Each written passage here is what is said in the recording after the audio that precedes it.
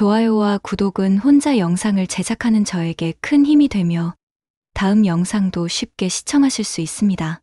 추석날이면 원래 웃음과 기쁨으로 가득해야 하잖아요. 그런데 우리 집은 그날 막내딸이 준비한 약혼 소식이 순식간에 무너져 버렸어요. 이유는 그 아이가 아버지의 오랜 친구와의 관계에서 생긴 아이라는 충격적인 폭로 때문이었죠. 오늘은 제 삶을 송두리째 바꿔버린 그날의 이야기를 들려드릴게요. 저는 64세 한정숙이에요. 이번 추석은 정말 특별했어요. 막내딸 은주가 약혼 소식을 발표하기로 했거든요. 사실 은주는 32살이 되도록 연애다운 연애를 해본 적이 없었어요. 직장에선 늘 야근에 시달리고 주말엔 피곤해서 집에만 있곤 했죠. 그런 딸이 갑자기 약혼을 한다고 하니 얼마나 기뻤는지 몰라요. 제 마음은 마치 겨울 끝에 피어나는 매화꽃처럼 환하게 피어났어요. 일주일 전부터 저는 추석 준비에 온 정신이 팔려 있었어요. 시장에 나가서 가장 좋은 재료들을 골라왔고 송편을 만들 찹쌀도 미리 불려놨어요. 남편한테는 이번엔 정말 특별한 추석이니까 비싼 술도 사와야 해라고 했죠. 그랬더니 남편이 우리 막내가 드디어 시집 가는구나. 아버지 마음이 뿌듯하면서도 서운하다라고 하더라고요. 추석 당일 아침부터 저는 마음이 들떠서 어쩔 줄 몰랐어요. 새벽 5시 반에 잠에서 깨자마자 일어나서 송편을 빚기 시작했거든요. 손끝에 묻은 쌀가루 냄새가 향긋했고 콩소를 으깨는 소리가 부엌 가득 퍼졌어요. 콩소를 만들면서도 계속 은주 생각을 했어요. 우리 막내가 정말 행복하게 살았으면 좋겠다. 좋은 남편 만나서 예쁜 아이들도 낳고 남편은 저보다 더 신이 나서 새벽 6시부터 술을 사러 나갔다가 왔더라고요. 오늘은 우리 막내가 주인공이니까 좋은 술로 준비해야지라고 하면서 흐뭇하게 웃고 있었어요. 평소에는 소주 한 병이면 만족하던 남편이 그날은 청주의 막걸리까지 사와서 식탁 위에 줄줄이 늘어났어요. 오늘은 손님들도 많이 올 테니까 술이 모자라면 안 되지라고 하면서 기분 좋게 콧노래까지 불렀어요. 아침 7시쯤 되니까 부엌에서 갈비찜 냄새가 솔솔 나기 시작했어요. 저는 어젯밤부터 양념을 재워뒀던 갈비를 큰 솥에 넣고 푹푹 끓이고 있었거든요. 간장 냄새와 마늘 냄새, 그리고 배즙의 달콤한 향이 집 안 가득 퍼졌어요. 남편이 부엌으로 와서 여보, 냄새가 정말 끝내주네. 오늘 은주 때문에 네가 평소보다 더 정성을 들이는 것 같아라고 했어요. 아들 민준이는 부인 미영이와 함께 아침 9시에 도착했어요. 미영이는 임신 6개월이라 배가 제법 불러 있었는데 조심조심 현관문을 들어서는 모습이 참 예뻤어요. 어머님, 안녕하세요. 오늘 은주 언니 약혼 발표하는 날이죠? 정말 축하해요라고 하며 환하게 웃었어요. 임신 중인데도 얼굴에 화색이 돌아서 건강해 보였어요. 저는 며느리의 배를 살짝 만져보며 우리 손자가 건강하게 자라고 있구나라고 말했죠. 민준이도 어머니, 드디어 우리 은주가 시집을 가는구나. 형으로서 정말 기쁘네요라고 하면서 기뻐했어요. 그런데 민준이가, 그런데 은주가 그 남자를 집에 한 번도 데려온 적이 없잖아요. 오늘 함께 오는 거예요? 라고 물어보더라고요. 저도 그 점이 궁금했어요. 보통 약혼 발표를 할 때는 상대방도 함께 오는 게 예의인데 은주는 혼자 오겠다고 했거든요. 미영이가 부엌에서 저를 도와주겠다고 해서 함께 나무를 묻혔어요. 도라지 무침을 만들면서 미영이가 어머님, 은주 언니가 어떤 분과 약혼하신 거예요? 나이는 어떻게 되시고요? 라고 물어봤어요. 저는 사실 은주한테서 자세한 얘기를 들은 게 별로 없었어요. 그냥 좋은 사람 만났다는 말만 들었을 뿐이었죠. 글쎄, 은주가 자세한 얘기는 안 해줘서 나도 잘 모르겠어. 오늘 발표할 때 다 알게 되겠지라고 대답했어요. 10시쯤 되니까 큰딸 은정이가 남편과 함께 왔어요. 은정이는 평소에도 표정이 어둡기로 유명했는데 그날도 뭔가 찜찜한 표정으로 집에 들어왔어요. 현관에서 신발을 벗으면서도 얼굴이 굳어 있었어요. 엄마, 은주가 정말 약혼을 한다고? 갑자기? 라고 하면서 의아해하더라고요. 그 말투에 뭔가 싸늘한 기운이 섞여 있었어요. 저는 그때까지만 해도 큰딸이 막내를 걱정하는 마음에서 그런 말을 하는 줄만 알았어요. 그래. 네 동생도 이제 30이 넘었으니까 좋은 사람 만나서 결혼하는 거야. 언니로서 축하해줘야지라고 대답했죠. 그런데 은정이는 엄마는 그 남자가 누군지 아세요? 라고 또 물어보더라고요. 뭔가 캐묻는 듯한 느낌이었어요. 은정이 남편인 성훈이는 평소에 과묵한 편인데 그날도 별말 없이 거실에 앉아서 텔레비전만 보고 있었어요. 하지만 가끔씩 은정이와 뭔가 눈짓을 주고받는 것 같았어요. 마치 둘 사이에 무슨 비밀이 있는 것처럼 말이에요. 저는 그런 분위기가 이상했지만 추석날이니까 별 생각을 안 했어요. 11시가 되니까 친척들도 하나둘 모이기 시작했어요. 남편의 형님 댁에서도 오셨고 제 친정 언니도 오셨어요.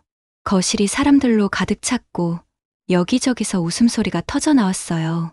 다들 은주의 약혼 소식을 들었는지 정수가 축하한다. 드디어 막내도 시집 가는구나라고 하면서 기뻐해 주셨어요. 식탁 위에는 송편 냄새가 은은히 퍼졌고 갈비찜에서 나는 고기 냄새가 코끝을 간지렸어요. 가을 햇살이 창틀 사이로 비스듬히 들어와서 식탁을 따뜻하게 비춰주고 있었어요. 거실 한쪽에는 제사상 차리듯이 차례상을 차려놨고 다른 한쪽에는 가족들이 둘러앉을 수 있게 방석을 깔아놨어요. 모든 게 완벽했어요. 가족들은 웃으며 술잔을 기울이고 있었고 텔레비전에서는 추석 특집 프로그램이 나오고 있었어요. 개그맨들이 나와서 코믹한 이야기를 하니까 거실 분위기가 한층 더 밝아졌어요. 민준이는 아버지와 함께 술을 마시면서 회사 얘기를 하고 있었고 미영이는 다른 아주머니들과 함께 임신 얘기를 나누고 있었어요. 그런데 12시가 넘어가는데도 막내딸 은주가 오지 않았어요. 저는 점점 불안해지기 시작했어요. 은주가 왜 이렇게 늦지? 약혼 발표한다고 해놓고서는 라고 혼잣말을 했어요. 남편도 글쎄 전화 한번 해봐야겠네라고 하면서 걱정스러운 표정을 지었어요. 1시쯤 되어서야 은주가 도착했어요. 현관문을 열고 들어오는 은주의 모습을 보자마자 저는 깜짝 놀랐어요. 평소에 밝고 씩씩한 성격인데 그날은 얼굴이 창틀 밖으로 흘러드는 바람처럼 싸늘하고 창백했어요. 눈가에는 다크서클이 짙게 자리 잡고 있었고 입술은 바들바들 떨리고 있었어요. 은주야, 왜 이렇게 늦었어? 다들 기다리고 있었는데 라고 말했더니 은주는 죄송해요, 엄마. 준비하느라 시간이 걸렸어요 라고 작은 목소리로 대답했어요. 그런데 그 목소리에 뭔가 떨림이 섞여 있었어요. 마치 겨울바람에 떨리는 나무잎 같은 그런 느낌이었죠. 은주는 거실로 들어와서 일일이 인사를 했어요. 안녕하세요, 고모. 안녕하세요, 큰아버지라면서 고개를 숙였는데 평소와 달리 목소리에 힘이 없었어요. 친척들도 은주야, 오늘 주인공이 왔네. 축하한다라고 하면서 반겨주셨지만 은주는 억지로 웃는 것 같았어요. 유독 말수가 적었어요. 평소 같으면 친척들과 이런저런 얘기를 나누면서 밝게 웃곤 했는데 그날은 뭔가를 고민하는 듯한 표정으로 젓가락만 만지작거리고 있었죠. 저는 딸의 그런 모습이 너무 신경 쓰였어요. 아마 약혼 발표를 앞둔 긴장감 때문일 거라고 생각했지만 그치고는 너무 심각해 보였어요. 식사가 시작되고 나서도 은주는 거의 밥을 안 먹었어요. 송편 한 개를 조금씩 뜯어먹기만 할 뿐 갈비찜이나 다른 반찬들은 거의 손도 안 댔어요. 저는 딸 옆에 앉아서 은주야, 밥 좀 먹어. 네가 좋아하는 갈비찜도 있잖아 라고 했지만 은주는 괜찮아요, 엄마. 배가 별로 안 고파서요 라고 대답했어요. 은주야, 네가 약혼한다는 그 남자는 언제 보여줄 거야? 남편이 술기운에 기분 좋게 물어봤어요. 그때까지 웃으며 얘기하던 거실이 갑자기 조용해졌어요. 모든 친척들의 시선이 은주에게 집중됐어요. 은주는 그제야 고개를 들더니 아버지, 오늘 발표할 게 있어요 라고 작은 목소리로 말했어요. 그 목소리를 들은 순간 저는 소름이 돋았어요. 뭔가 이상했거든요. 기쁜 소식을 발표하는 사람의 목소리가 아니라 마치 죄를 고백하는 사람의 목소리 같았어요. 은주의 손이 테이블 위에서 바들바들 떨리고 있는 것도 보였어요. 가족들이 모두 은주를 바라봤어요. 저도 가슴이 두근거렸어요. 드디어 우리 막내가 행복한 소식을 전해주는구나 싶었거든요. 미영이는 배를 쓰다듬으며 언니 축하해요. 빨리 얘기해주세요 라고 미리 인사했고 민준이도 은주야. 그 남자 괜찮은 사람이지? 형이 한번 만나봐야겠어 라고 물어봤어요. 친척들도 모두 기대에 찬 표정으로 은주를 바라보고 있었어요. 은주야, 빨리 얘기해봐. 어떤 분이야? 나이는 어떻게 되시고 어디서 일하시는 분이야? 이런 질문들이 쏟아져 나왔어요. 하지만 은주는 그런 질문들에 대답하지 못하고 있었어요. 은주는 그때 저를 한번 쳐다봤어요. 그 눈빛이 지금도 잊혀지지 않아요. 마치 뭔가 용서를 구하는 듯한 아니면 도움을 요청하는 듯한 그런 간절한 눈빛이었어요. 눈가에는 눈물이 고여 있었고 입술은 창백하게 질려 있었어요. 하지만 저는 그때 그 의미를 알아차리지 못했어요. 그냥 딸이 부끄러워하는 줄만 알았거든요. 저 결혼해요. 은주가 떨리는 목소리로 말했을 때 거실 안이 잠시 조용해졌어요. 그 짧은 침묵이 왠지 무겁게 느껴졌어요. 그리고 곧 모두가 환호했어요. 와, 축하해. 드디어구나. 언제 결혼식해? 그 남자는 어떤 분이야? 이런 말들이 거실 가득 쏟아져 나왔죠. 저도 너무 기뻐서 딸을 끌어안았어요. 은주야, 정말 축하한다. 엄마가 얼마나 기다렸는지 아니? 네가 좋은 사람 만나서 행복하게 사는 게 엄마 소원이었는데 라고 말하면서 딸의 등을 토닥여줬어요. 은주의 몸이 얼음처럼 차갑다는 걸 그때 느꼈어요. 하지만 그 순간 제 등골은 알 수 없는 불안으로 식은땀이 흐르더라고요. 뭔가 이상했어요. 은주의 표정이 기뻐하는 사람의 얼굴이 아니었거든요. 마치 무슨 죄를 지은 사람처럼 창백하고 굳어 있었어요. 입술은 바들바들 떨리고 있었고 손은 주먹을 꽉 쥐고 있었죠. 눈물까지 흘리고 있었어요. 은주야, 그 남자는 어떤 사람이야? 나이는? 직업은? 어디서 만났어? 남편이 연달아 질문을 쏟아냈어요.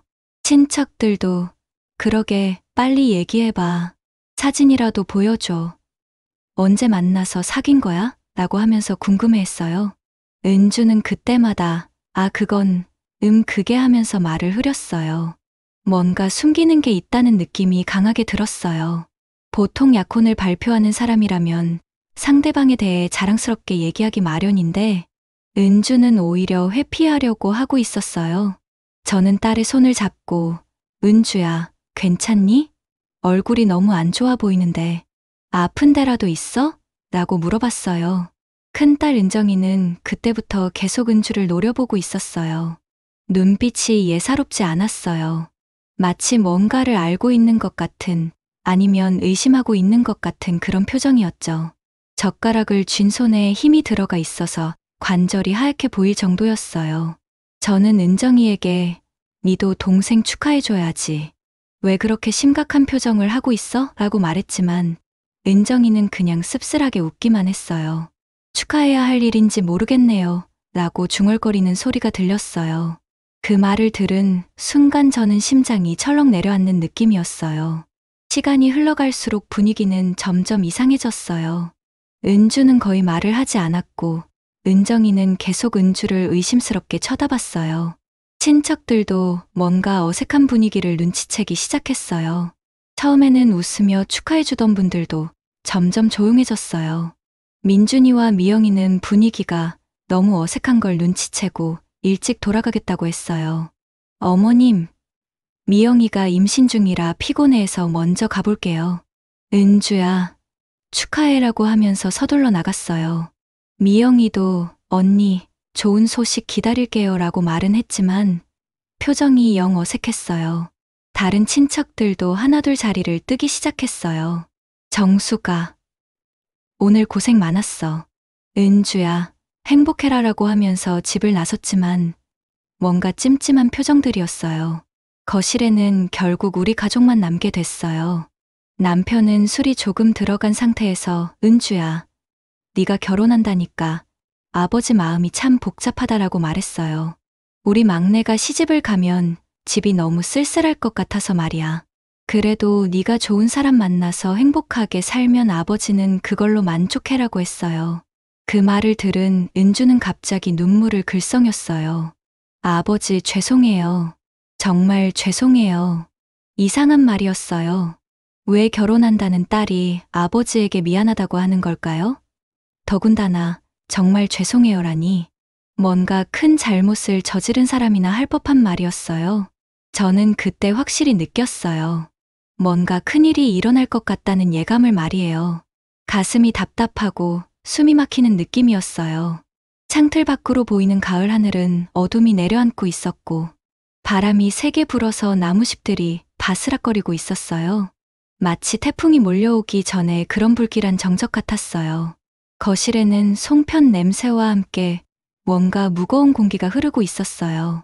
시계 초침 소리가 유난히 크게 들렸고 텔레비전 소리도 어쩐지 거슬렸어요. 은주는 계속 고개를 숙이고 있었고 은정이는 뭔가를 참고 있는 듯한 표정이었어요. 마치 폭탄이 터지기 직전에 그런 긴장감이 감돌고 있었죠. 그 불안은 결국 끔찍한 현실로 다가왔어요. 그날 밤, 우리 가족의 평화로운 일상은 완전히 산산조각이 나버렸거든요.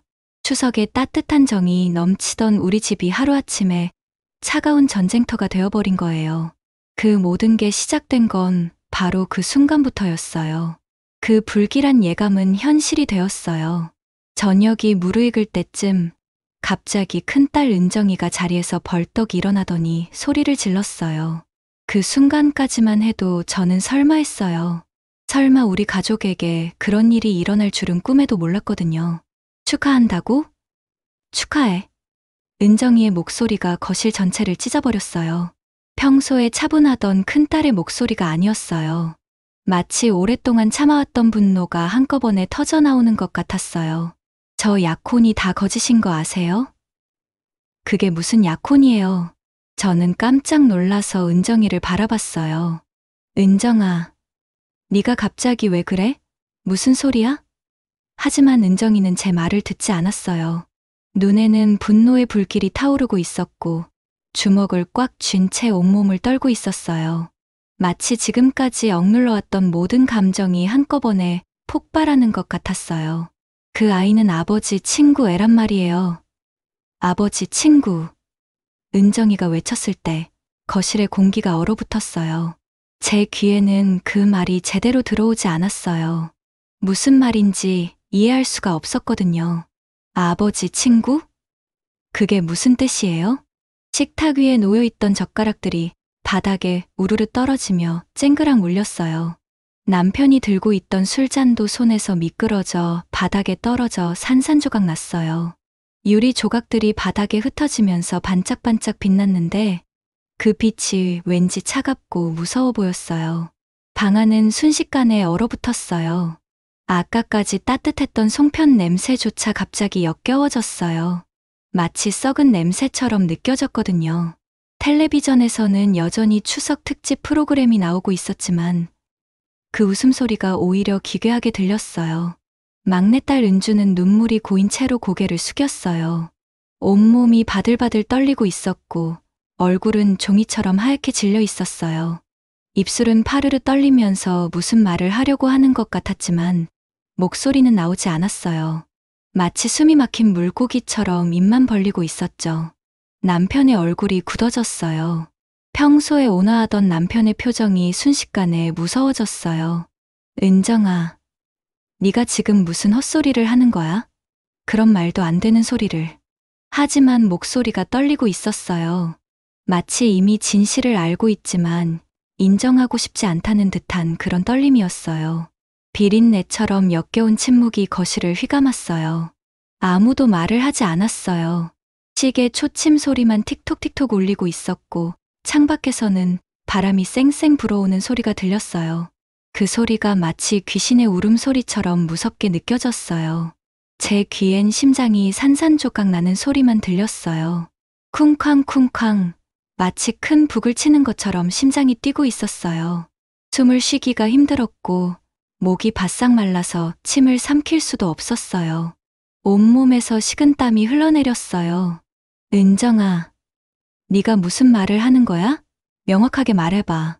제가 떨리는 목소리로 물어봤어요. 사실 저는 은정이의 말을 이해하고 싶지 않았어요. 그 말이 무슨 뜻인지 알게 되는 게 무서웠거든요. 하지만 모른 척할 수도 없는 상황이었어요. 은정이는 눈물을 흘리면서 저를 바라봤어요. 엄마, 은주 언니가 임신했어요. 그런데 그 아이 아버지가 우리 아버지 친구라고요. 김 사장 말이에요. 아버지랑 30년 동안 친하게 지낸 그 김 사장. 김 사장? 순간 머리가 하얗게 변했어요. 김 사장은 남편과 정말 오랫동안 친하게 지내온 사람이었어요. 남편보다 10살 정도 많은 분이고 작은 회사를 운영하고 계셨죠. 가끔 우리 집에 놀러 오기도 하고 명절 때마다 인사를 나누는 사이였어요. 그게 무슨 말이야? 김 사장님이 어떻게? 저는 믿을 수가 없었어요. 김 사장님은 부인도 있고 자식들도 있는 분이에요. 그런 분이 어떻게 우리 은주와. 말도 안 되는 일이었어요. 꿈이라면 얼마나 좋을까 싶었어요. 엄마, 제가 직접 들었어요. 은주 언니가 김 사장님과 만나는 걸 봤고 본인 입으로 임신했다고 했어요. 그리고 그 아이 아버지가 김 사장님이라고 했어요. 은정이의 목소리가 점점 커졌어요. 온 동네에 들릴 만큼 큰 소리였어요. 저는 은주를 바라봤어요. 은주야, 이게 사실이야? 정말이야? 목소리가 떨렸어요. 간절이 아니라고 대답해주기를 바랐어요. 그냥 언니가 잘못 본 거라고, 오해라고 말해주기를 원했어요. 하지만 은주는 대답하지 않았어요. 대답해봐. 은주야. 제가 소리쳤어요. 평생 한 번도 딸에게 그렇게 큰 소리를 낸 적이 없었는데, 그때는 어쩔 수 없었어요. 너무 답답하고 화가 났거든요. 그런데 은주는 여전히 고개만 숙이고 있었어요. 남편이 벌떡 일어나서 은주에게 다가갔어요. 은주야, 언니 말이 사실이야? 정말 김 사장과. 남편의 목소리도 떨리고 있었어요. 평소에 침착하던 남편이 그렇게 당황하는 모습을 처음 봤어요. 손이 부들부들 떨리고 있었어요. 아버지, 은주가 작은 목소리로 말했어요. 그 한마디에 모든 게 확실해졌어요. 부인하지 않는다는 것은 인정한다는 뜻이었거든요. 저는 그 순간 정말 쓰러질 뻔했어요. 다리에 힘이 빠져서 주저앉을 것 같았어요. 아이고, 이를 어쩌나. 저는 머리를 감싸 쥐었어요. 이런 일이 우리 가족에게 일어날 줄은 꿈에도 몰랐어요. 너무 충격적이어서 현실인지 꿈인지 구분이 안 됐어요. 귀에서는 윙윙 소리가 나고 눈앞이 깜깜해졌어요. 은정이가 계속 말을 이어갔어요. 엄마, 아버지, 저도 며칠 전에 알았어요. 우연히 은주 언니를 따라갔다가 김 사장님과 함께 있는 걸 봤어요. 처음에는 그냥 우연히 만난 줄 알았는데 나중에 언니한테 따져 물어보니까 사실이었어요. 언제부터였어? 언제부터 그런 관계였던 거야? 남편이 물어봤어요. 목소리에 분노가 섞여 있었어요. 평생 한 번도 그렇게 화난 남편을 본 적이 없었어요. 주먹을 꽉 쥐고 있어서 관절이 하얗게 보일 정도였어요. 은주가 조금씩 말하기 시작했어요. 작년 겨울부터요. 그 말을 듣는 순간 저는 정말 기절할 뻔했어요. 작년 겨울부터라니 거의 1년 가까이 그런 관계를 유지해왔다는 뜻이었어요. 작년 겨울부터? 그럼 거의 1년이잖아. 저는 믿을 수가 없었어요. 그동안 은주가 집에 늦게 들어오거나 주말에 나가는 일이 많았는데 그럴 때마다 회사 일이라고 했었어요. 저는 딸이 열심히 일한다고 생각했는데 알고 보니 그런 일이었던 거예요. 김 사장님이 어떻게, 그분은 부인도 있고 자식들도 있는 분인데 남편이 중얼거렸어요. 김 사장님은 남편과 정말 친한 사이였어요. 명절 때마다 선물을 주고받고 가끔 술자리도 함께 하던 사이였는데 그런 분이 어떻게 이런 일을. 은정이가 또 말했어요. 김 사장님이 은주 언니한테 아파트도 얻어주고 용돈도 계속 줬대요. 그래서 언니가 최근에 옷도 좋은 걸 사 입고 화장품도 비싼 걸 쓰더라고요. 저는 언니가 회사에서 승진해서 그런 줄 알았는데 그제야 생각해보니 최근 몇 달 동안 은주의 모습이 많이 달라져 있었어요. 예전에는 저렴한 옷만 입고 다녔는데 어느 순간부터 브랜드 옷을 입기 시작했어요.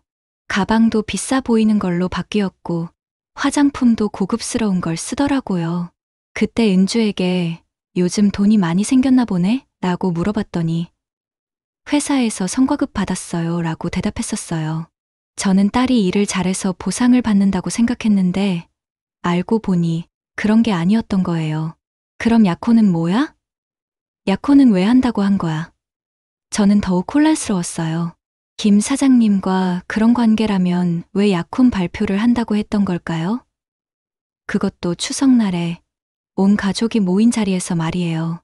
은주가 울면서 대답했어요. 임신을 했는데 김 사장님이 책임질 수 없다고 하셔서 목소리가 끊어질 듯 떨리고 있었어요.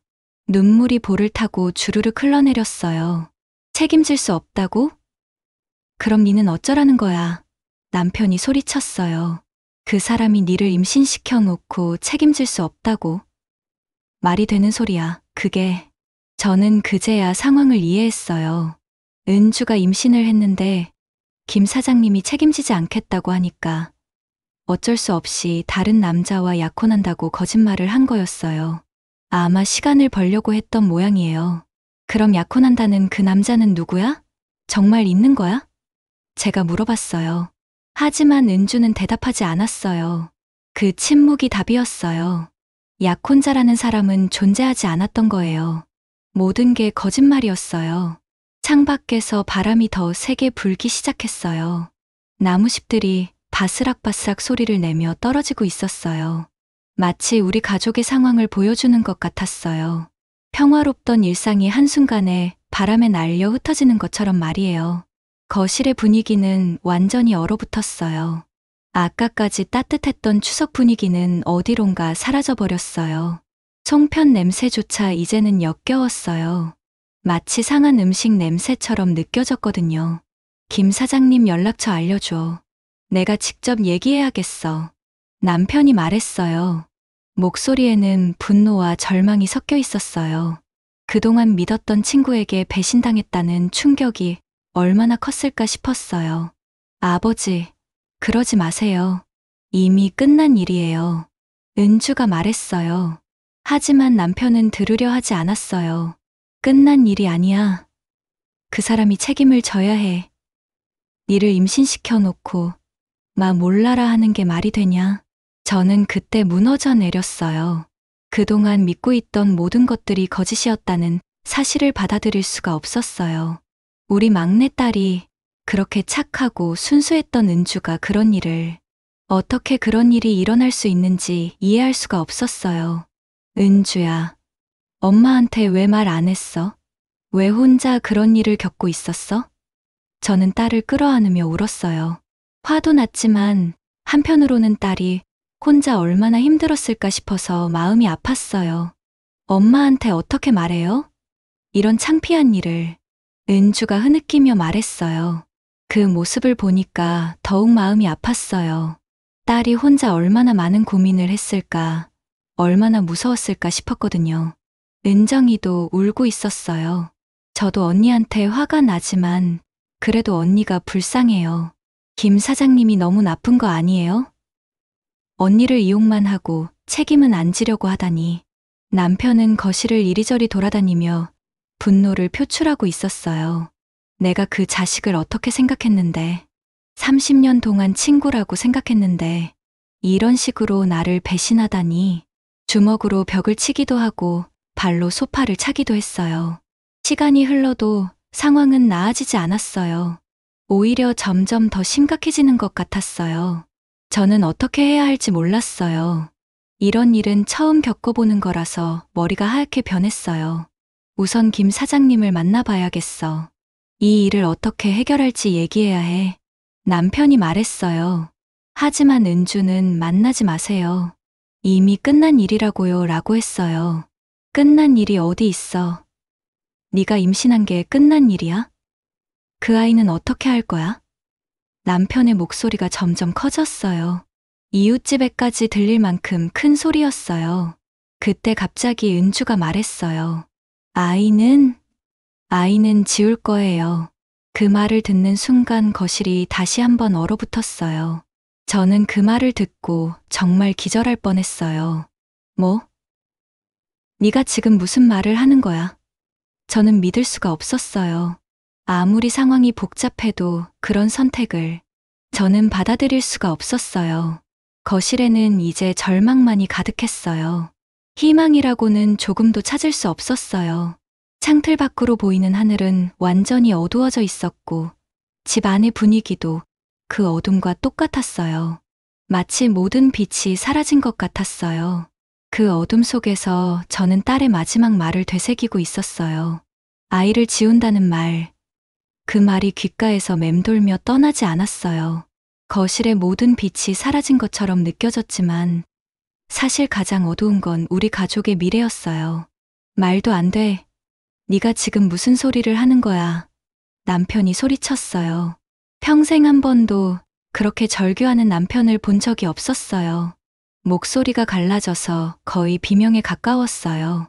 주먹으로 소파를 내리치면서 온몸을 떨고 있었죠. 네가 아무리 상황이 복잡해도 그런 선택을, 그런 끔찍한 생각을 어떻게.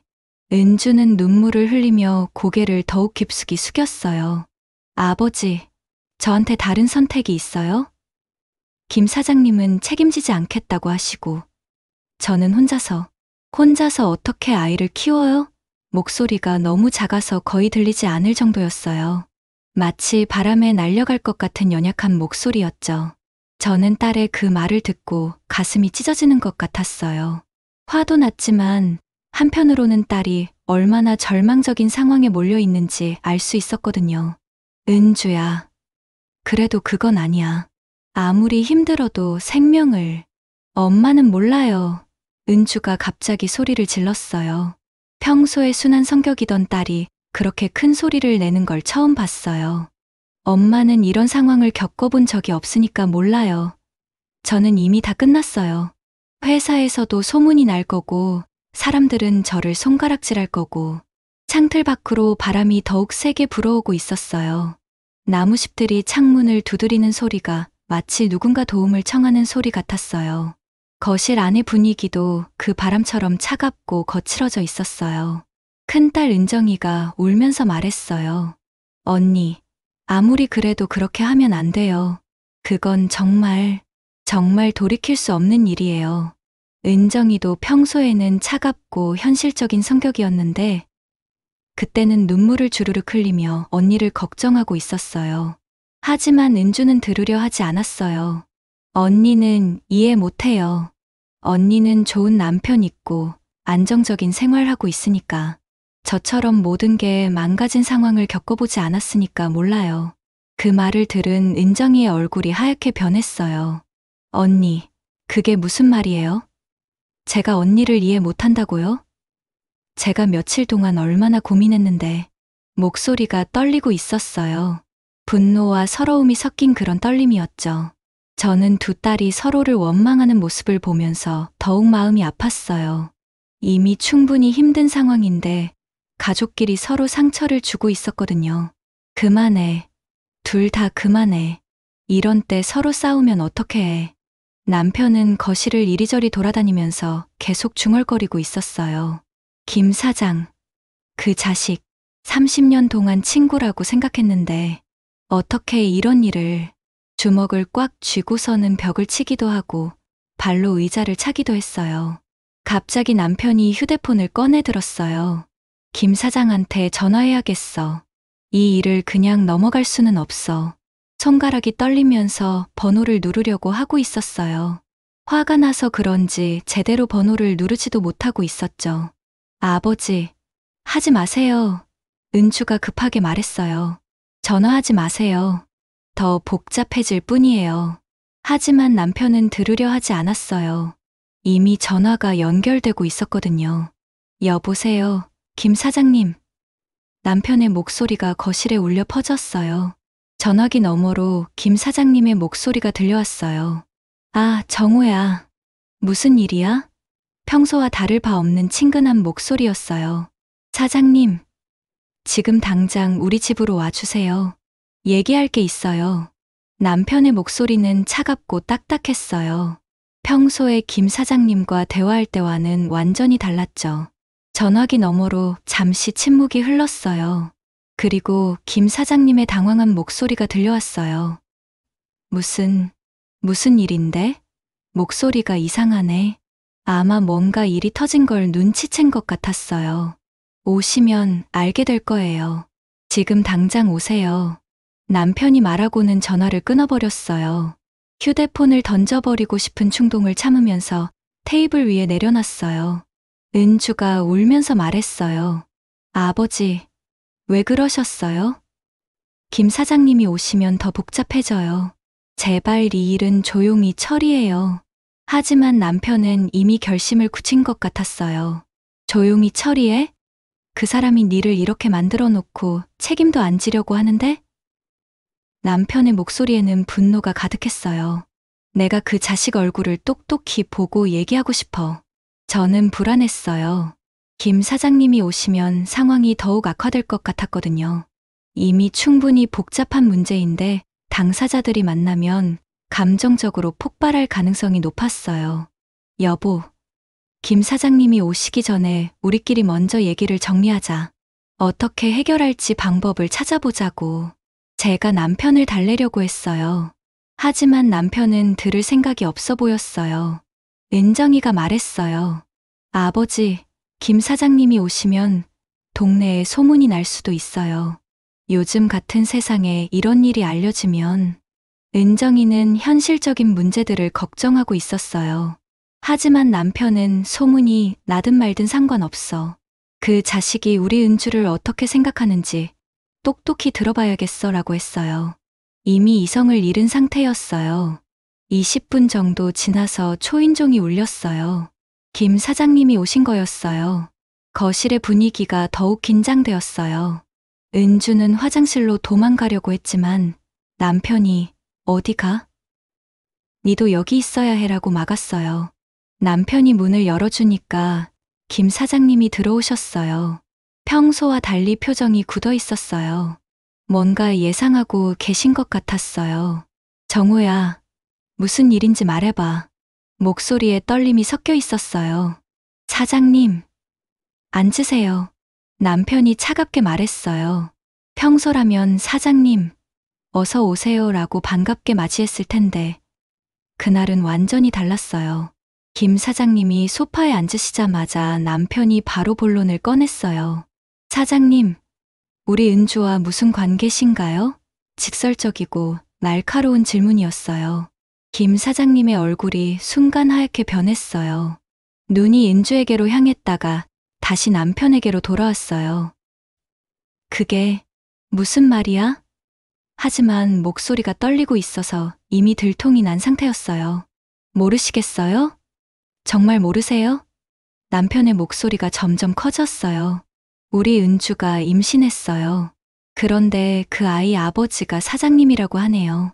그 말을 듣자마자 김 사장님의 얼굴에서 모든 혈색이 사라졌어요. 입을 벌렸다 닫았다 하면서 뭔가 말하려고 했지만 제대로 된 말이 나오지 않았어요. 그게 아니야. 오해요? 남편이 소리쳤어요. 이게 오해예요? 우리 딸이 거짓말을 한다는 거예요? 주먹을 테이블에 내리치면서 일어섰어요. 김 사장님이 깜짝 놀라서 뒤로 물러날 정도였어요. 저는 그 광경을 보면서 가슴이 답답했어요. 이제 정말 돌이킬 수 없는 지경에 이른 것 같았어요. 김 사장님의 당황한 표정을 보니까 은주의 말이 사실이라는 걸 확실히 알 수 있었거든요. 김 사장님이 한참 후에 입을 열었어요. 정우야, 미안하다. 정말 미안해. 목소리가 거의 속삭임에 가까웠어요. 고개를 숙이고 계셨는데 어깨가 축 처져 있었어요. 미안하다고요? 미안하다는 말로 끝날 일이에요? 남편의 분노가 폭발했어요. 30년 동안 친구라고 생각했는데 그 친구 딸을 어떻게 그런 일을 할 수 있어요? 김 사장님이 변명을 시작했어요. 정호야, 내가 의도한 게 아니야. 은주가 회사 일로 자주 오게 되면서 하지만 그 말을 듣자마자 남편이 더욱 화를 냈어요. 은주 탓이에요? 지금 우리 딸 탓을 하시는 거예요? 남편이 김 사장님의 옷깃을 잡으려고 했어요. 저는 급하게 남편을 말렸어요. 여보, 진정해. 일단 얘기부터 들어보자. 김 사장님이 계속 말했어요. 은주가 힘들어하길래 도와주려고 했는데 그러다가 그런 일이 목소리가 점점 작아졌어요. 변명이라는 걸 본인도 알고 계신 것 같았어요. 은주가 그때 입을 열었어요. 아버지, 제가 잘못했어요. 김 사장님만 탓하지 마세요.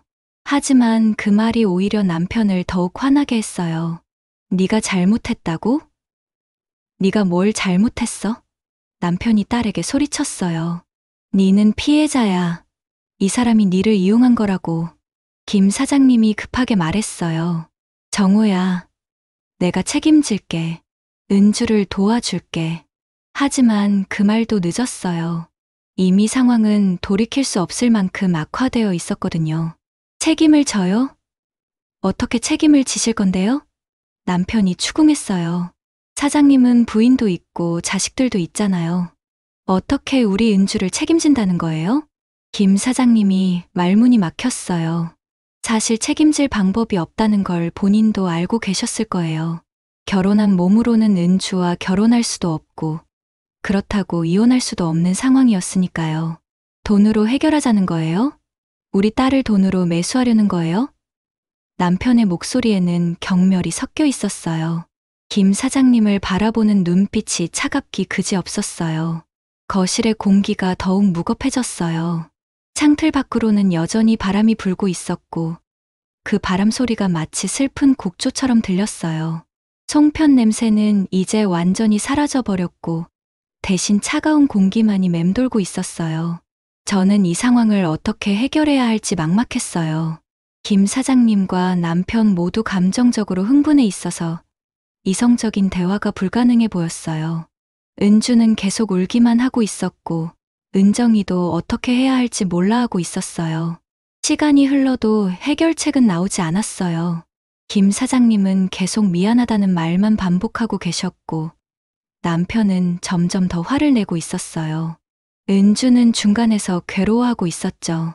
결국 김 사장님이 일어서면서 말했어요. 정우야, 시간을 좀 달라. 내가 방법을 찾아볼게. 하지만 남편은 시간이 뭐가 필요해요? 지금 당장 해결책을 말하세요라고 했어요. 지금은 너무 감정적이야. 시간이 지나면 김 사장님의 말이 끝나기도 전에 남편이 소리쳤어요. 감정적이라고요? 제가 감정적이라는 거예요? 그때 은주가 갑자기 일어서더니 화장실로 뛰어갔어요. 구역질을 하는 소리가 들렸어요. 입덧 때문인 것 같았어요. 그 소리를 듣자마자 거실의 모든 사람들이 더욱 착잡해졌어요. 저는 딸을 따라가서 등을 토닥여줬어요. 은주야, 괜찮니? 하지만 은주는 계속 토하고 있었어요. 얼굴이 초록색으로 변해 있었어요. 거실에서는 여전히 남편과 김 사장님이 말다툼을 하고 있었어요. 목소리가 점점 커져서 이웃집에도 들릴 만했어요. 이런 상황이 계속되면 정말 큰일 날 것 같았어요. 은주가 화장실에서 나오더니 저에게 말했어요.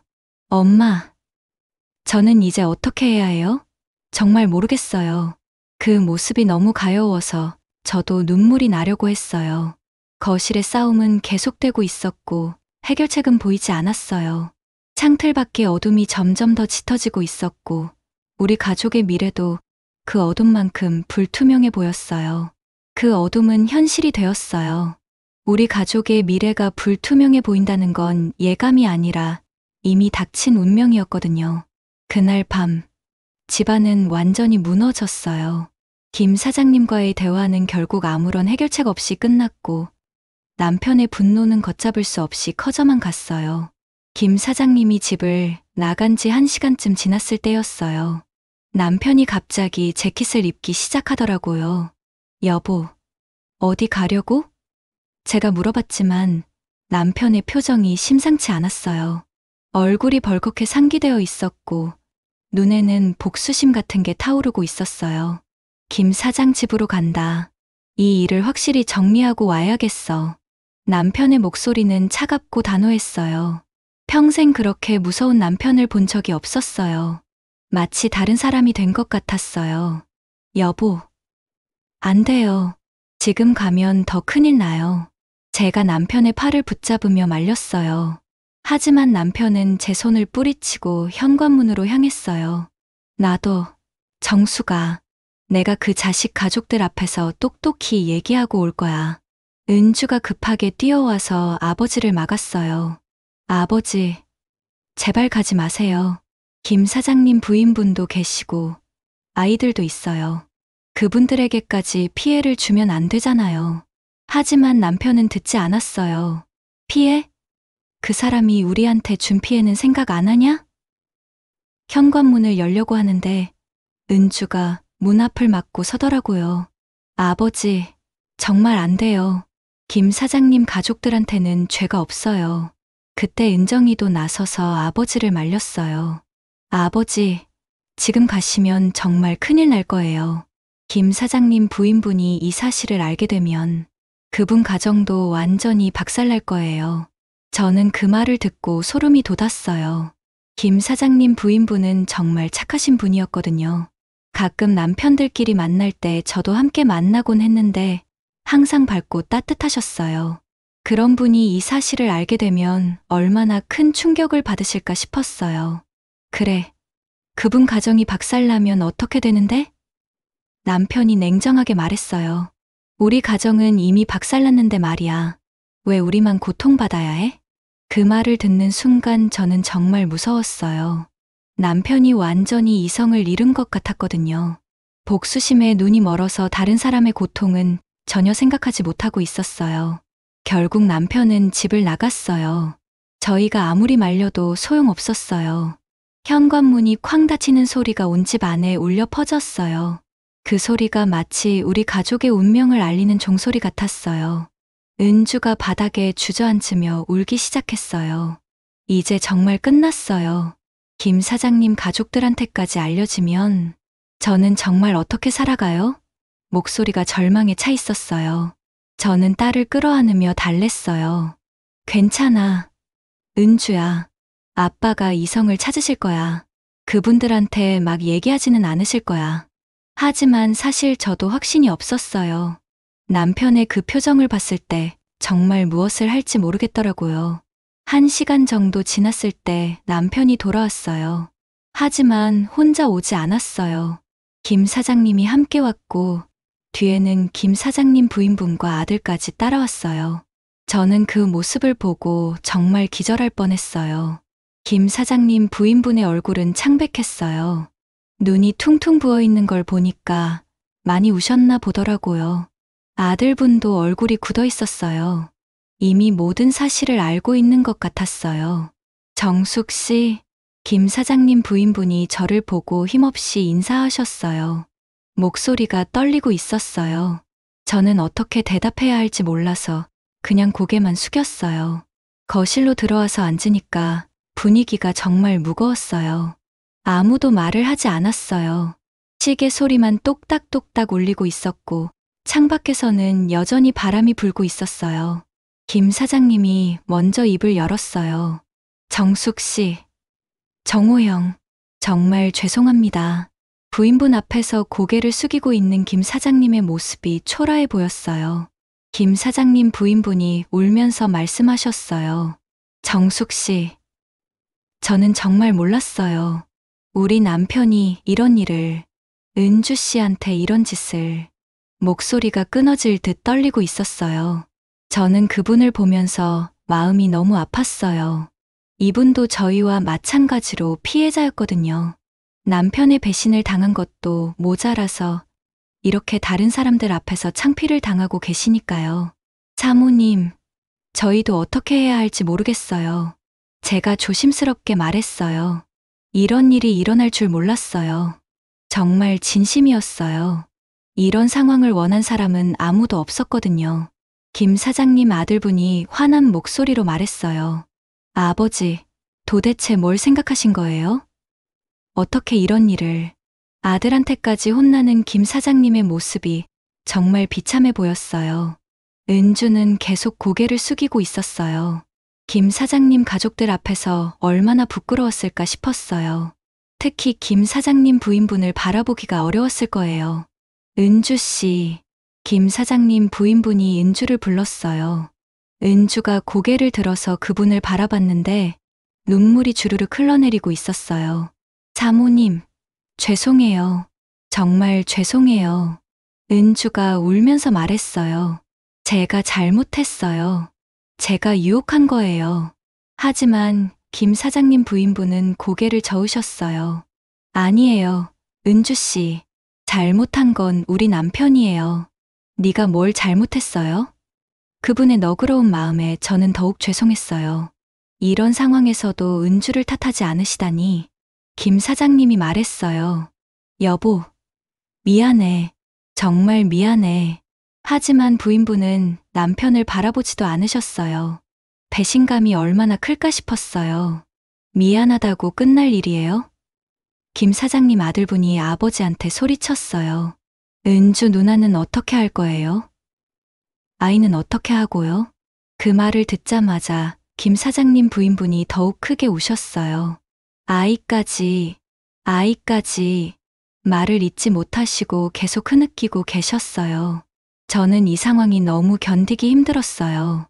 모든 사람이 고통받고 있었거든요. 김 사장님 가족도 괴로워하고 우리 가족도 괴로워하고 해결책은 보이지 않았어요. 남편이 김 사장님한테 말했어요. 사장님, 어떻게 하실 건지 확실히 말씀해 주세요. 우리 은주와 아이를 어떻게 책임지실 건지 말이에요. 김 사장님이 한참 고민하시더니 말했어요. 은주 씨와 아이의 생활비는 제가 책임지겠습니다. 그리고 말을 잇지 못하고 계셨어요. 그리고 뭐요? 남편이 추궁했어요. 그것만으로 끝인가요? 사장님이 책임진다는 게 그게 다예요? 김 사장님 부인분이 갑자기 말씀하셨어요. 이혼하세요. 우리 이혼해요. 그 말을 듣자마자 거실이 얼어붙었어요. 모든 사람이 놀란 표정으로 그분을 바라봤어요. 여보, 그런 말 하지 마. 김 사장님이 당황해서 말했지만 부인분은 단호하셨어요. 이혼하고 은주 씨와 결혼하세요. 그게 책임지는 거죠. 저는 그 말을 듣고 정말 놀랐어요. 그분이 얼마나 절망적이시면 그런 말씀을 하실까 싶었어요. 자신의 가정을 포기하면서까지 은주를 도우려고 하시다니. 하지만 김 사장님은 고개를 저었어요. 그럴 수는 없어. 우리 아이들도 있고 결국 자신의 가족을 버릴 수는 없다는 거였어요. 그럼 어떻게 하려고 그러세요? 김 사장님 부인분이 소리치셨어요. 은주 씨는 어떻게 하라고요? 그 아이는 어떻게 하고요? 아들분도 아버지한테 화를 냈어요. 아버지, 정말 무책임하세요. 일을 저질러 놓고 책임은 안 지시려고 하고. 그때 은주가 갑자기 일어서더니 말했어요. 됐어요. 모두 그만해요. 저는 아무것도 바라지 않아요. 그냥 아이를 지울 거예요. 그 말을 듣자마자 김 사장님 부인분이 더욱 크게 우셨어요. 은주 씨, 그러면 안 돼요. 그 아이는 죄가 없어요. 하지만 은주는 단호했어요. 이미 결정했어요. 더 이상 여러분들한테 피해를 주고 싶지 않아요. 목소리에 절망이 가득했어요. 저는 딸의 그 말을 듣고 가슴이 찢어지는 것 같았어요. 딸이 얼마나 힘들면 그런 결정을 내렸을까 싶었어요.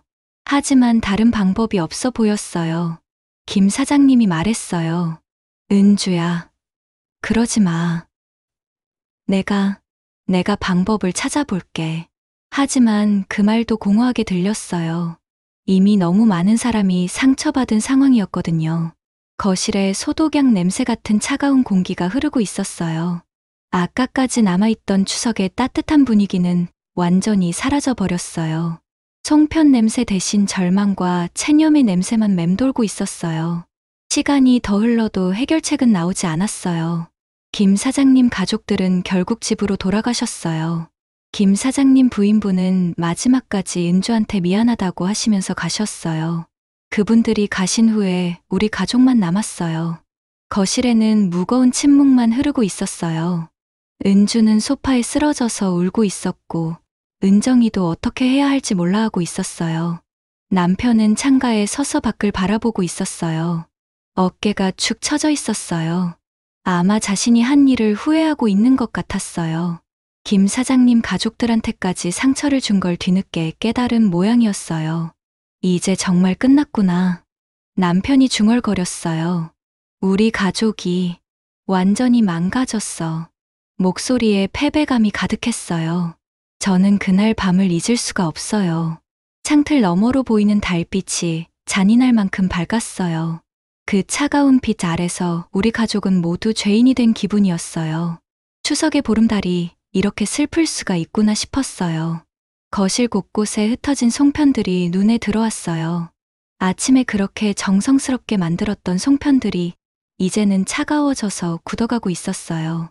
마치 우리 가족의 마음처럼 말이에요. 그날 밤 이후로 우리 집은 정말 조용해졌어요. 웃음소리가 사라졌고 따뜻한 대화도 없어졌어요. 모든 사람이 자기 방에 틀어박혀서 나오려 하지 않았어요. 집 안의 분위기가 마치 장례식장 같았어요. 가장 힘든 건 은주였어요. 며칠 동안 밥도 제대로 안 먹고 말도 거의 안 했어요. 가끔 화장실에서 토하는 소리가 들렸는데 그럴 때마다 제 마음이 찢어지는 것 같았어요. 은정이도 많이 힘들어했어요. 엄마, 제가 말하지 말았어야 했나요? 그냥 모른 척 했으면 이런 일이 안 일어났을까요? 라고 물어보더라고요. 하지만 저는 뭐라고 대답해야 할지 몰랐어요. 남편은 며칠 동안 술만 마셨어요. 김 사장님한테 배신당했다는 충격도 컸지만 자신이 일을 더 크게 만들었다는 자책감도 있었던 것 같아요. 그렇게 며칠이 지나면서 상황은 더욱 심각해졌어요. 은주의 상태가 점점 안 좋아졌거든요. 얼굴은 더욱 창백해졌고 체중도 많이 빠졌어요. 입덧 때문에 토하는 일도 잦아졌고요. 저는 딸이 정말 큰 결정을 내릴까 봐 무서웠어요. 하지만 이 상황에서 딸을 어떻게 말려야 할지, 어떤 말로 위로해야 할지 정말 모르겠더라고요. 창틀 밖으로는 여전히 바람이 불고 있었어요. 가을이 깊어가면서 바람도 더욱 차가워졌어요. 그 바람이 마치 우리 가족의 앞날을 예고하는 것 같아서 더욱 무서웠어요. 그 차가운 바람이 예고한 건 정말 우리 가족의 비극적인 결말이었어요. 며칠이 지나면서 상황은 제가 상상했던 것보다 훨씬 더 나빠졌어요. 지금 우리 집은 완전히 뿔뿔이 흩어졌고 그날의 상처는 아직도 아물지 않고 있어요. 은주는 결국 그 끔찍한 결정을 실행에 옮겼어요. 추석이 지나고 일주일 후 혼자서 병원에 갔다가 와서는 저에게 말했어요. 엄마, 다 끝났어요. 그 한마디에 저는 정말 무너져 내렸어요. 딸의 얼굴에는 감정이라고는 찾아볼 수 없었어요. 마치 영혼이 빠진 사람 같았어요. 은주야, 네가 정말... 저는 말을 잇지 못했어요. 가슴이 너무 아파서 숨을 쉴 수가 없었거든요. 딸을 끌어안고 함께 울었어요. 그때의 그 차가운 느낌, 딸의 텅 빈 눈빛이 지금도 생생해요. 병원에서 돌아온 은주는 며칠 동안 침대에만 누워 있었어요. 몸이 아픈 것도 있었지만 마음의 상처가 더 컸던 것 같아요. 밥도 거의 안 먹고 말도 안 하고 그냥 천장만 바라보고 있었어요. 제가 뭘 해줘도 반응이 없었어요. 은주야, 밥 좀 먹어. 이러면 몸이 안 좋아진다. 제가 죽을 끓여서 가져다 줘도 고개만 돌릴 뿐이었어요. 엄마, 저 좀 혼자 있게 해주세요 라는 말만 계속 반복했어요. 그 모습을 보는 제 마음이 얼마나 아팠는지 몰라요. 딸이 혼자서 얼마나 많은 고통을 견뎌내고 있는지, 얼마나 후회하고 있는지 알 수 있었거든요. 하지만 저는 딸에게 해줄 수 있는 게 아무것도 없었어요. 한 달쯤 지나서 은주가 직장을 그만뒀어요. 엄마, 더 이상 그 회사에 다닐 수가 없어요. 김 사장님 얼굴을 보기가 너무 힘들어요. 사실 김 사장님도 그 일 이후로 회사에서 많이 위축되셨다고 하더라고요. 부인분과의 관계도 완전히 틀어졌고 아들분도 아버지와 말을 안 한다고 했어요. 은주는 새로운 직장을 구하려고 했지만 쉽지 않았어요. 면접을 보러 다니면서도 늘 우울한 표정이었고 자신감도 없어 보였어요. 엄마, 저는 이제 어떻게 살아야 할까요? 정말 모르겠어요 라고 자주 말했어요. 저는 딸을 위로하려고 했지만 제 마음도 편하지 않았어요. 사실 저도 이런 일을 어떻게 받아들여야 할지 모르겠더라고요. 밤마다 잠을 못 이루면서 내가 뭘 잘못했을까? 어디서부터 꼬인 걸까? 하는 생각만 계속했어요. 남편은 그 일 이후로 완전히 다른 사람이 되었어요. 술을 끊지 못하게 되었고 성격도 예전보다 훨씬 거칠어졌어요. 조그만 일에도 화를 내고 가족들과 대화하기를 꺼려했어요. 여보, 그만 술 좀 끊어요. 이러면 몸만 상해요. 제가 말해도 나 좀 내버려둬. 내가 어떻게 사는지 신경 쓰지 마라고 하면서 더 마셨어요. 김 사장님한테 배신당했다는 충격도 있었지만 자신이 일을 더 크게 만들었다는 자책감 때문에 더 힘들어하는 것 같았어요. 가장 큰 변화는 김 사장님과의 관계였어요. 30년 동안 가까웠던 친구 사이가 하루아침에 원수가 되어버렸어요. 남편은 김 사장님 이름만 들어도 이를 갈았고 그분과 관련된 모든 걸 집에서 치워버렸어요. 김 사장님도 몇 번 전화를 하시고 직접 찾아오시기도 했어요. 정우야, 미안하다. 정말 미안해. 우리 얘기 좀 하자라고 하셨지만 남편은 만나주지 않았어요. 그 자식 얼굴 보기도 싫어.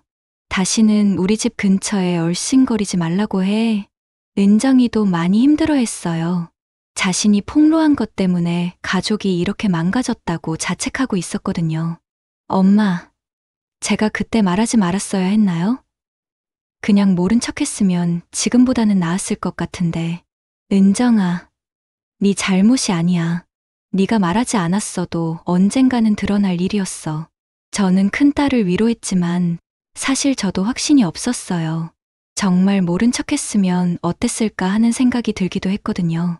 은정이는 자주 울었어요. 언니가 너무 불쌍해요. 그리고 김 사장님 부인분도 그분도 정말 불쌍하세요. 제가 한 말 때문에 그분도 고통받고 계시잖아요. 김 사장님 가족의 소식도 들려왔어요. 부인분이 정말 이혼을 요구하셨다고 하더라고요. 더 이상 같이 살 수 없다면서 별거를 시작하셨다고 했어요. 아들분도 아버지와 연을 끊겠다고 하셨고요. 그 소식을 들었을 때 저는 정말 마음이 무거웠어요. 우리 가족만 망가진 게 아니라 김 사장님 가족도 완전히 부서져 버린 거였거든요. 한 번의 실수가 이렇게 많은 사람들을 불행하게 만들 수 있다는 게 정말 무서웠어요. 몇 달이 지나면서 은주는 조금씩 회복되는 것 같았어요. 새로운 직장을 구했고 조금씩이나마 웃음을 되찾아갔어요. 하지만 예전에 밝고 명랑했던 은주는 아니었어요. 뭔가 깊은 상처를 안고 살아가는 것 같았어요. 엄마, 저는 아마 결혼을 못할 것 같아요. 은주가 어느 날 갑자기 말했어요. 누가 저 같은 여자를 받아주겠어요? 저는 이제 깨끗하지 않은 몸이잖아요. 은주야, 그런 말 하지 마. 니는 여전히 소중한 사람이야. 과거는 과거일 뿐이야. 제가 위로했지만 딸의 마음속 상처가 얼마나 깊은지 알 수 있었어요. 은주는 그 후로 남자들과 만나는 걸 완전히 거부했어요. 주변에서 소개해 주려고 해도 괜찮아요. 저는 혼자 살 거예요 라고 했어요. 30이 넘은 나이에 결혼 생각을 아예 포기해버린 거였어요. 집안 분위기도 예전 같지 않았어요. 명절이 되어도 가족들이 모이기를 꺼려했어요. 추석만 되면 그날의 기억이 떠오르니까 모두들 우울해했어요. 송편을 만들 생각도 안 났고 차례상을 차리는 것도 의미가 없어 보였어요. 작년 추석에는 은정이만 잠깐 들렀다가 갔어요. 엄마, 우리 집은 이제 명절 같은 게 없는 것 같아요 라고 하더라고요. 정말 그랬어요. 예전에 그 따뜻하고 즐거웠던 명절은 완전히 사라져버렸어요. 남편과 김 사장님의 관계는 영원히 회복될 수 없을 것 같아요. 가끔 동네에서 마주치면 서로 모른 척하고 지나간다고 해요. 30년 우정이 하루아침에 끝나버린 거죠.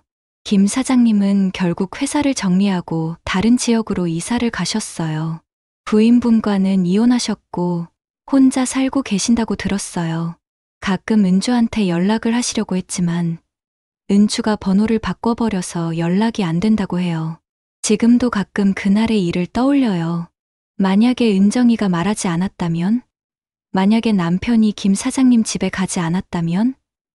만약에 은주가 다른 선택을 했다면? 하지만 이미 일어난 일을 되돌릴 수는 없잖아요. 가장 안타까운 건 은주예요. 이제 36이 되었는데도 여전히 혼자 살고 있어요. 결혼은 물론이고 연애도 안 해요. 그날의 상처가 얼마나 깊었으면 이렇게까지 자신을 가두고 살까 싶어요. 엄마, 저는 괜찮아요. 혼자 사는 것도 나쁘지 않아요. 은주가 그렇게 말하지만 가끔 혼자 있을 때 우는 모습을 봤어요. 아직도 그날의 아픔을 혼자서 끌어안고 살고 있는 거예요. 남편은 요즘 몸이 많이 안 좋아졌어요. 술을 많이 마셔서 간이 나빠졌거든요. 의사 선생님이 술을 끊으라고 하셨지만 쉽게 끊어지지 않아요. 내가 이렇게 사는 게 무슨 의미가 있나? 하면서 더 자포자기하고 있어요. 은정이는 그나마 평범하게 살고 있어요. 하지만 가족 모임만 되면 우울해해요. 우리 가족이 예전 같지 않다면서 안타까워해요. 특히 은주 언니를 많이 걱정하고 있어요. 창틀 밖으로 보이는 풍경도 예전 같지 않아요. 같은 하늘, 같은 나무들인데 왜 이렇게 쓸쓸해 보이는지 모르겠어요. 송편 냄새 대신 이제는 허전함만 가득해요. 저는 스스로에게 자주 속삭여요. 추석의 웃음은 끝났어. 우리 집은 다시는 예전으로 돌아가지 못할 거야. 정말 그런 것 같아요. 그날 이후로 우리 가족의 웃음은 완전히 사라져 버렸어요. 가끔 다른 가족들이 명절에 모여서 즐겁게 지내는 모습을 보면 부러워요. 우리도 예전에는 그랬는데 지금은 그런 모습이 너무 먼 옛날 일처럼 느껴져요. 믿었던 가족에게서 터져나온 진실은 그 어떤 배신보다 깊은 상처를 남기더라고요. 가족이니까 믿었고 가족이니까 더 큰 상처가 되었어요. 남편과 김 사장님의 우정도 은주의 순수함도 우리 가족의 평화도 모든 게 그날 하루 만에 사라져 버렸어요. 저는 아직도 그날의 기억에서 벗어나지 못하고 있어요. 은주의 떨리는 목소리, 은정이의 분노, 남편의 절규, 김 사장님의 당황한 표정, 그리고 그분 부인의 눈물. 모든 게 너무 생생해요. 그날 밤의 그 차가운 달빛도 잊을 수가 없어요. 창틀 사이로 비춰오던 그 잔인한 빛 아래서 우리는 모두 무너져 내렸어요. 추석 보름달이 이렇게 슬플 수가 있다는 걸 그때 처음 알았어요. 지금도 추석만 되면 그날이 생각나요. 아침에 정성스럽게 빚었던 송편들, 따뜻했던 가족들의 웃음소리, 그리고 모든 것을 무너뜨린 그 한마디. 행복했던 시간들이 꿈처럼 느껴져요. 사연은 여기까지입니다. 이런 일을 겪어보신 분들은 저의 마음을 이해하실 거라고 생각해요. 가족 안에 숨겨진 비밀이 드러날 때의 그 충격과 절망감을 말이에요. 믿었던 사람들에게 배신당했을 때의 그 아픔은 정말 말로 표현할 수 없어요. 저희 가족의 이야기가 다른 분들에게는 교훈이 되었으면 좋겠어요. 한 번의 실수가 얼마나 많은 사람들을 불행하게 만들 수 있는지, 가족의 신뢰가 한 번 깨지면 다시 회복하기가 얼마나 어려운지를 보여주는 이야기니까요. 혹시 여러분도 명절이나 가족 모임에서 충격적인 비밀이 드러난 경험이 있으신가요? 그때 어떻게 버티셨는지, 어떻게 가족들과 다시 관계를 회복하셨는지 댓글로 남겨주세요. 저도 아직 완전히 이 상처에서 벗어나지 못했지만 다른 분들의 이야기를 듣고 조금이나마 위로받고 싶어요. 좋아요와 구독은 혼자 영상을 제작하는 저에게 큰 힘이 되며 다음 영상도 쉽게 시청하실 수 있습니다. 다음 영상에서 다시 찾아뵙겠습니다.